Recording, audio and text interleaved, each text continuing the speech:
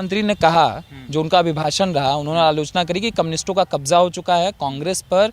ये जो संसाधनों वाली बात हो, घुसपैठियों वाली बात हो, प्रधानमंत्री ने जितनी भी चीज़ों का जिक्र किया अपने अभिभाषण में, आपका क्या मानना है इसको लेकर? सर, सबसे पहले तो हमें ये समझना पड़ेगा कि मोदी जी को इस बात को कहने की ज़रूरत पड़ी क्यों है। कुछ लोग कहेंगे कि फेज़ 1 में इलेक्शन के दौरान लोगों का मतदान कम हुआ है, तो ये सबसे बड़ा रीज़न है कि इसकी वजह से ऐसा बयान आया।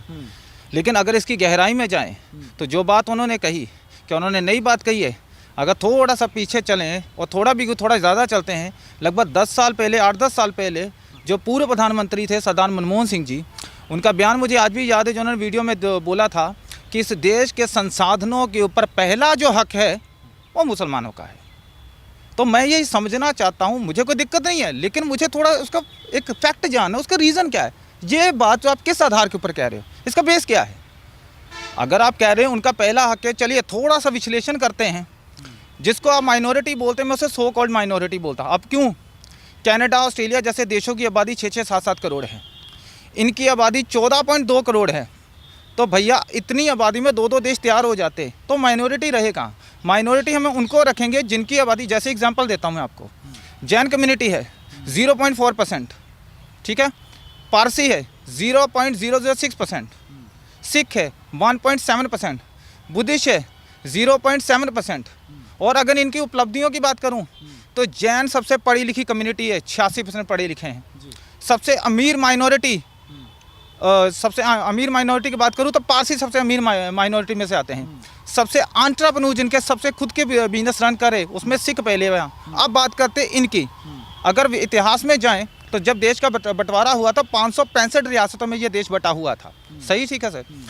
और उस 565 रियासतों में से कितनी रियासतें मुस्लिम थी? हैदराबाद, जूनागढ़, श्रीनगर, मैसूर, भोपाल, अगर पटियाला की छोड़ दूँ तो सिख रियासत भी नहीं थी। तो आज ये सवाल है कि इनकी इस कंडीशन में पहुंचा कौन? और आपने सर कांग्रेस की बात की, मैं कांग्रेस के ऊपर अक्सर ये बात बोलता हूँ कि कांग्रेस वो पार्टी है जिसने इस देश के टुकड़े करने में कोई कसर नहीं छोड़ी है। और मैं इसकी एक छोटी सी उदाहरण बताता हूँ। आप इस समय अमृतसर में हैं, यहाँ से मात्र 5 से 6 किलोमीटर दूर वो रेलवे ट्रैक है सर, जहाँ से वो खून से लथपथ ट्रेन पाकिस्तान से चली थी और अमृतसर आके रुकी थी। ट्रेन के ऊपर उर्दू में लिखा हुआ था, आपने गदर मूवी देखी होगी तो उसके अंदर वो सीन है, और मैं वो सीन नहीं दोहरा रहा हूँ कि वो मूवी देख के, वो सीन देख के और मैं यहाँ पे आके बताना शुरू कर दिया। जिन लोगों ने अपनी आंखों से देखा, मैं उनके बयान लेके आपके सामने रख रहा हूँ। अपने पूर्वजों की बात कर रहा हूँ, अपने लोगों के सीनियर्स की बात कर रहा हूँ। तो उन्होंने बताया कि उसके ऊपर लिखा हुआ था, ये लो आज़ादी का नजराना। और मैं आपको जानकारी के लिए कर दूँ, उस रेलवे ट्रैक के ऊपर जब कोई ट्रेन गुजरती है तो उसके यहाँ से पानी की कुछ बूंदें गिरती हैं उस ट्रेन से, तो वो सारा ट्रैक भीग जाता है। ठीक उसी तरीके से उस दिन जब वो ट्रेन पाकिस्तान से चली थी बंटवारे के दौरान, तो लाशों से कटी हुई बच्चों की, बूढ़ों की, कपड़े उतरे हुए, बलात्कार की हुई औरतों की लाशें खून से लथपथ, जिसकी खून की एक एक बूंद उस रेलवे ट्रैक से पाकिस्तान से लेके दिल्ली तक उस ट्रैक को रेड कलर करती जाएगी, उसको पूरा लाल रंग से भर दिया था। तो मैं उस धरती से बोल रहा हूँ जिसने सिवाय खून से कुछ नहीं देखा। अगर मैं कत्लेआम की बात करूं, मैं जानता हूं थोड़ा सा टॉपिक में थोड़ा उस तरफ लेके जा रहा हूं, लेकिन हिस्ट्री अगर नहीं बताएंगे तो शायद लोग नहीं समझेंगे। मैं अपना आंकड़ा नहीं दे रहा हूं, मैं सबूत भी दूंगा जो मैं बोल रहा हूं। यहाँ पे एग्जाम्पल कोट करता हूं, जब मोहम्मद बिन कासिम 712 ईस्वी में राजा दाहिर सेन के ऊपर हमला किया था सिंध के अंदर, तब से लेके बहादुर शाह जफर तक, आखिरी मुगल तक, आपको पता है सर कितने हिंदुओं का कत्लेआम हुआ? लगभग 9 करोड़ हिंदुओं का। 1200 सालों में 9 करोड़ हिंदुओं का कत्लेआम किया गया। अगर इसे मैं 1 साल के हिसाब से बांटूं तो हर साल 75,000 हिंदू मारे गए। अगर इसे मैं महीने के हिसाब से बांटूं तो 6,250 हिंदू हर महीने मारे गए। इसे अगर एक दिन में बांटूं तो 208 हिंदू हर रोज़ मारे गए। तो सर 1200 साल, हर साल में 12 महीने और हर महीने में 30 दिन और हर दिन में 208 हिंदुओं का कत्लेआम हो रहा था। इतना खून बहाया था। मैं तो उस धरती से बोल रहा हूँ जहाँ से मोहम्मद बिन कासिम ने अटैक शुरू किया था और अंग्रेज़ों तक हमने सिवाय कत्लेआम के कुछ नहीं देखा इस धरती पे। और जिसकी माइनॉरिटी की बात कर रहे हैं, कोई प्रॉब्लम नहीं है सर, लेकिन आपको एक उदाहरण और देता हूँ। जब इस देश का बंटवारा हुआ था, खास करके जिस जगह मैं खड़ा हूँ अमृतसर में, यहाँ पे और दिल्ली के लोग जितने भी अपने घर बार यहाँ से छोड़कर गए थे, ये बात बड़ी ध्यान से छोड़िएगा, खास करके मैं मुसलमानों की बात कर रहा हूँ, जो मुसलमान यहाँ पे प्रॉपर्टियाँ छोड़ के गए थे, जो उस तरफ गए थे, पहले उधर से शुरू करते हैं ताकि जनता को ईजिली बात समझ आ जाए कि मैं कहना क्या चाहता हूँ। जब बंटवारा हुआ तो लाहौर की उदाहरण देता हूँ। लाहौर प्रभु श्री रामचंद्र जी के बड़े बेटे लव के नाम पर पड़ा था। वहाँ पे 80% हिंदू सिख थे, ठीक है सर। आज बड़ी मुश्किल से 4 या 5 परिवार होंगे, कहाँ गए, ज़मीन खा गए या आसमान खा गई। बंटवारे के वक्त तो इन्होंने बहुत कुछ ले लिया। वहाँ पे जितनी भी प्रॉपर्टियाँ छोड़ के वो यहाँ पे आए थे, उन प्रॉपर्टियों के ऊपर आज उनका कब्जा है। अगर लाहौर की बात करूँ, सर गंगाराम ने 80% लाहौर बनाया। वो इसलिए मैं कह रहा कि हवा में बातें, जाके चेक कर लीजिए, वहाँ के कॉलेज, हॉस्पिटल, जितने भी बड़ी बिल्डिंगें हैं सर गंगाराम ने बनाई है। उनकी मूर्ति तक नहीं है वहाँ पे थी, वो तोड़ के रख दी जिहादियों ने। और आपको एक चीज़ क्लियर करना चाहूँगा कि 80% कुर्बानियाँ, माफ़ी चाहूँगा, जो मैं बात कर रहा था कि वहाँ से जो लोग वहाँ यहाँ आए थे, उनकी प्रॉपर्टी को वहाँ के मुसलमानों ने कब्जा कर लिया। और जब वो यहाँ आए थे और जो यहाँ के मुसलमान वहाँ गए थे, रूल ये कहता था कि अपने घर बार छोड़ के आए हैं, अपना सारा कुछ तबाह करके आए हैं, तो वो घर कम से कम उनको सर ढकने के लिए वो छत दे देनी चाहिए थी। लेकिन नेहरू ने चाल चली, 1954 में वक्फ बोर्ड का निर्माण करवाया और भारत के अंदर जो प्रॉपर्टियाँ मुसलमान छोड़ के गए थे, 90% वो प्रॉपर्टियाँ वक्फ बोर्ड के नाम कर दी। और जो वहाँ से यहाँ आए थे, अब खालसा कॉलेज देखिए अमृतसर में जाके, उसके सामने वाला जो लैंड है, वहाँ पे वो तमाम हिंदू और सिख जो धक्के खा के आए थे, जो बचे कुचे थे, वो उन्होंने 6 से महीने, 8 महीने, पता नहीं साल वहाँ पे अपना जीवन बिताया।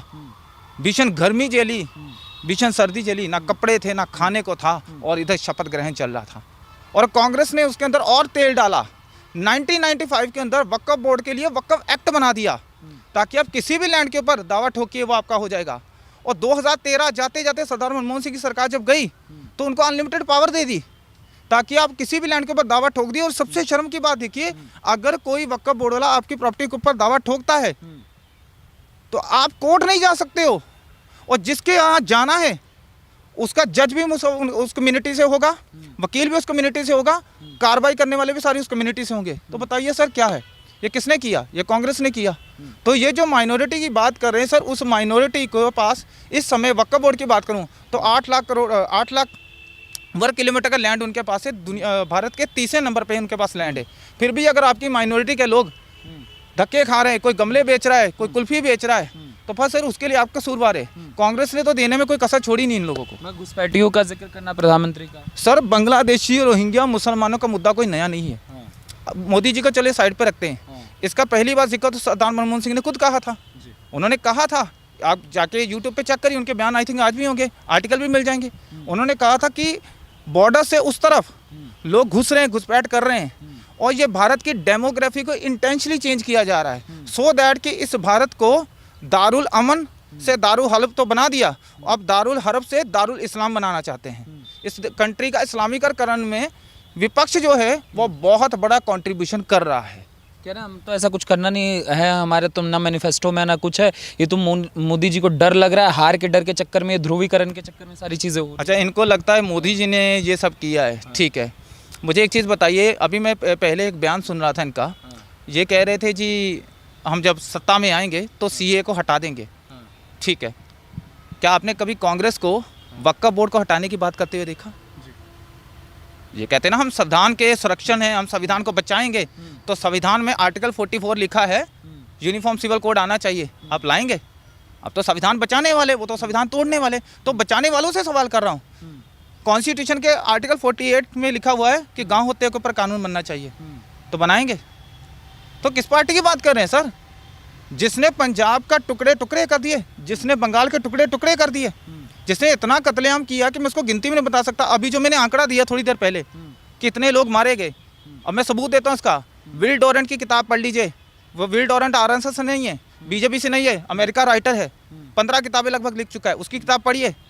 उसकी किताब में लिखा है 8 से 9 करोड़ हिंदुओं का कत्लेआम हुआ 1200 सालों में, मैं नहीं कह रहा।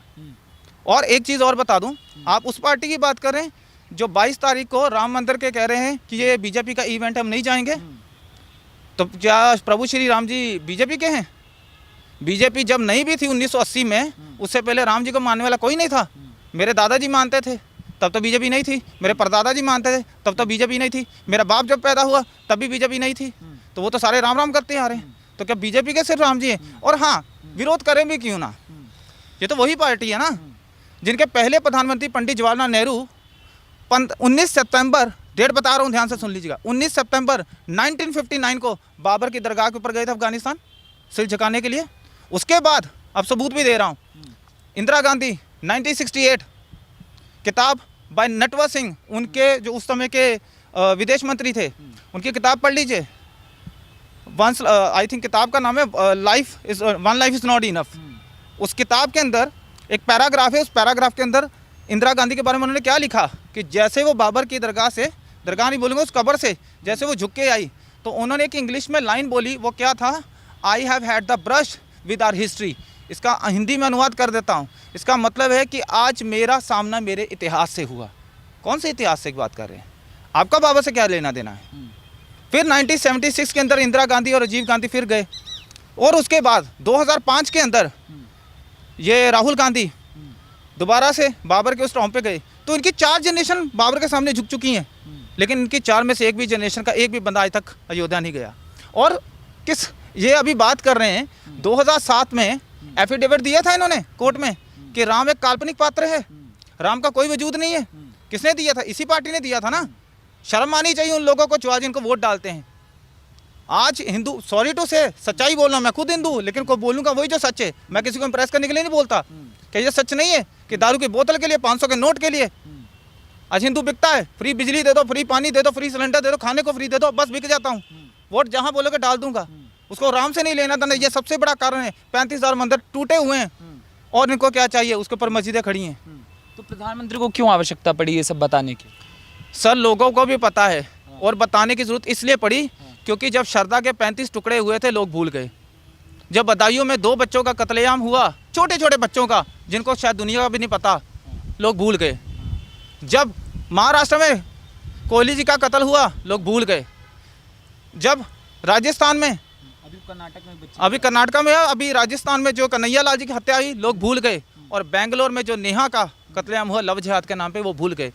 भारत के लोगों की यही बड़ी प्रॉब्लम है सर, मर भी जाते हैं, भूल भी जाते हैं। और इनको याद दिलाने के लिए किसी ना किसी को तो बोलना पड़ेगा, ताकि इनके उस मरे हुए ज़मीर को जगाया जा सके और इनको याद दिलाया जा सके कि ये वजूद की तुम्हारी आखिरी लड़ाई है। अगर अब नहीं जागे तो बेटा ये याद ज़रूर रखना कि वो दिन दूर नहीं है जब तुम लोग एक इतिहास की किताबों में सिर्फ पढ़ाए जाओगे, तुम्हारा कोई वजूद नहीं बचेगा। और इसका एक इम्पॉर्टेंट पॉइंट बता के ख़त्म कर रहा हूँ।